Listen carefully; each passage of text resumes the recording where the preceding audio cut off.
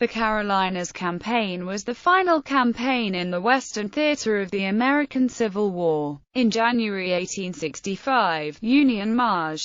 Gen. William Tecumseh Sherman advanced north from Savannah, Georgia, through the Carolinas, with the intention of linking up with Union forces in Virginia. The defeat of Confederate Gen. Joseph E. Johnston's army at the Battle of Bentonville in March, and its surrender in April, represented the loss of the final major army of the Confederacy. Background and opposing forces. After Sherman captured Savannah, the culmination of his march to the sea, he was ordered by Union Army General-in-Chief Lt. Gen. Ulysses S. Grant to embark his army on ships to reinforce the Army of the Potomac and the Army of the James in Virginia, where Grant was bogged down in the siege of Petersburg against Confederate General Robert E. Lee. Sherman had bigger things in mind. He predicted on January 5, 1865, "I do think that in the several grand epochs of this war, my name will have a prominent part." He persuaded Grant that he should march north through the Carolinas instead, destroying everything of military value along the way, similar to his march to the sea through Georgia. Sherman was particularly interested in targeting South Carolina, the first state to secede from the Union, for the effect it would have on Southern morale. Sherman's army commenced toward Columbia, South Carolina, in late January 1865. His 60,079 men were divided into three wings.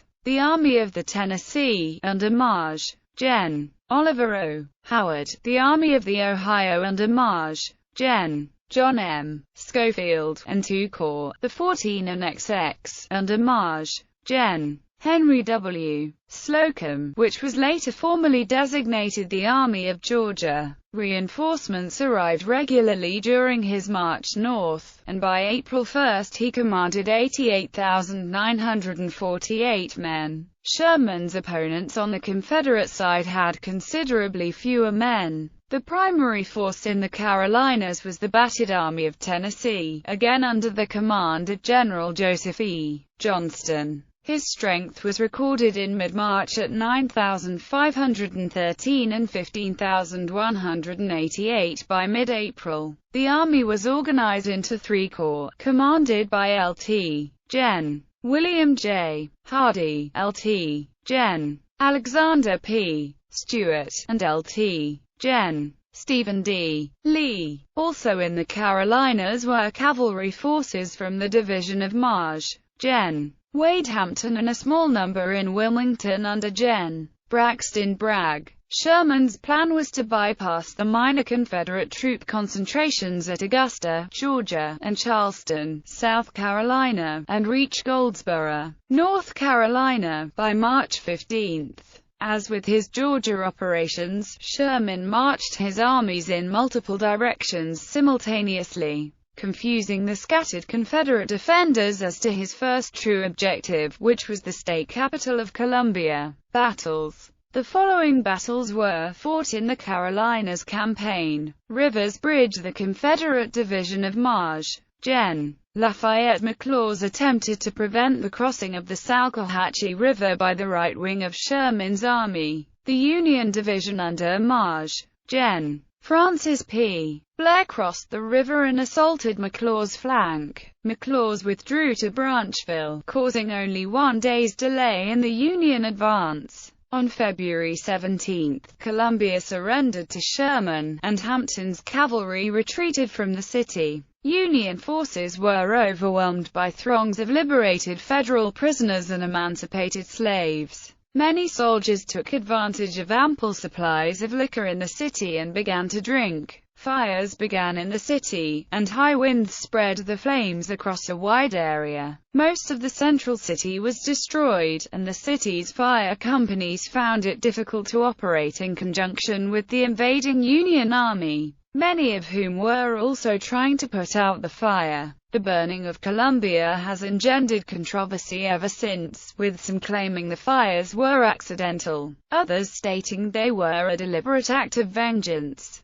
and others claiming that the fires were set by retreating Confederate soldiers who lit bales of cotton on their way out of town. On that same day, the Confederates evacuated Charleston. On February 18, Sherman's forces destroyed virtually anything of military value in Columbia, including railroad depots, warehouses, arsenals, and machine shops. On February 22, Wilmington surrendered. This battle took place entirely in South Carolina. Wise Fork Schofield planned to advance inland from Wilmington in February. At the same time, he assigned Marge, Gen. Jacob D. Cox to direct Union forces from New Bern toward Goldsboro. On March 7, Cox's advance was stopped by divisions under Gen. Braxton Bragg's command at Southwest Creek, south of Kinston, North Carolina. On March 8, the Confederates attempted to seize the initiative by attacking the Union flanks.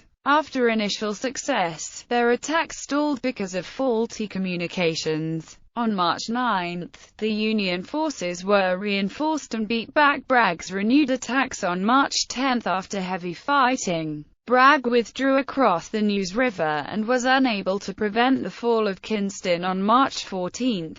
Monroe's Crossroads as Sherman's army advanced into North Carolina. Marge, Gen. Judson Kilpatrick's cavalry division screened its left flank. On the evening of March 9, two of Kilpatrick's brigades encamped near the Charles Monroe House in Cumberland County. Early on March 10, Hampton's Confederate cavalry surprised the Federals in their camps, driving them back in confusion and capturing wagons and artillery. The Federals regrouped and counterattacked, regaining their artillery and camps after a desperate fight. With Union reinforcements on the way, the Confederates withdrew. At Varasburg on the afternoon of March 15, Kilpatrick's cavalry came up against Hardee's corps deployed across the Raleigh Road near Smithville. After feeling out the Confederate defenses, Kilpatrick withdrew and called for infantry support.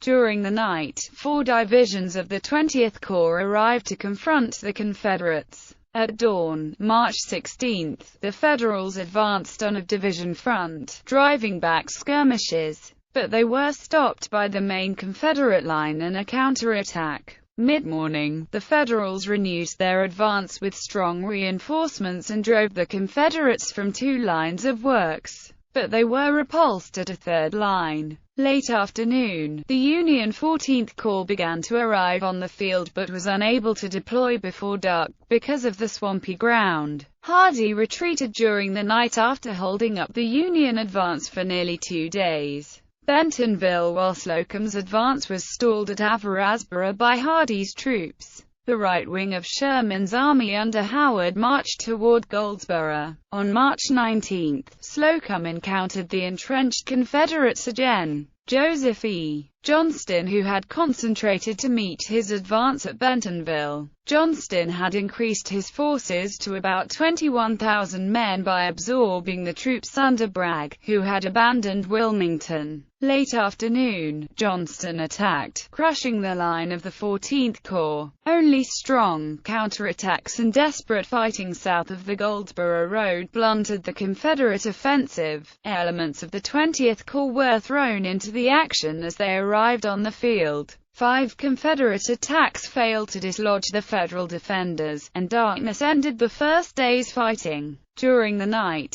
Johnston contracted his line into a V to protect his flanks, with Mill Creek to his rear. On March 20, Slocum was heavily reinforced, but fighting was sporadic. Sherman was inclined to let Johnston retreat. On March 21, however, Johnston remained in position while he removed his wounded. Skirmishing heated up along the entire front. In the afternoon, Marge, Gen. Joseph Mower led his Union division along a narrow trace that carried it across Mill Creek into Johnston's rear. Confederate counterattack stopped Mower's advance, saving the Army's only line of communication and retreat. Mower withdrew, ending fighting for the day. During the night, Johnston retreated across the bridge at Bentonville. Union forces pursued at first light, driving back Wheeler's rear guard and saving the bridge. Federal pursuit was halted at Hannah's Creek after a severe skirmish.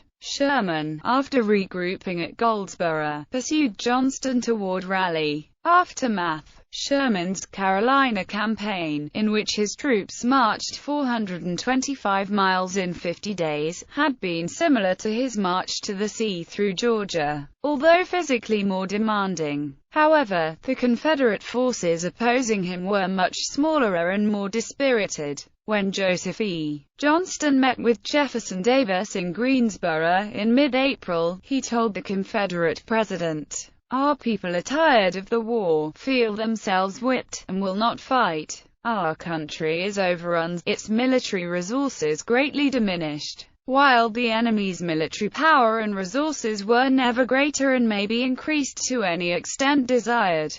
My small force is melting away like snow before the sun." On April 18, 3 days after the death of President Abraham Lincoln, Johnston signed an armistice with Sherman at Bennett Place, a farmhouse near Durham Station. Sherman got himself into political hot water by offering terms of surrender to Johnston that encompassed political issues as well as military, without authorization from General Grant or the United States government. The confusion on this issue lasted until April 26, when Johnston agreed to purely military terms and formally surrendered his army and all Confederate forces in the Carolinas, Georgia, and Florida. It was the second significant surrender that month. On April 9, Robert E. Lee had surrendered the Army of Northern Virginia at Appomattox Courthouse. It was the virtual end for the Confederacy, although some smaller forces held out, particularly in the Trans-Mississippi region, into the summer.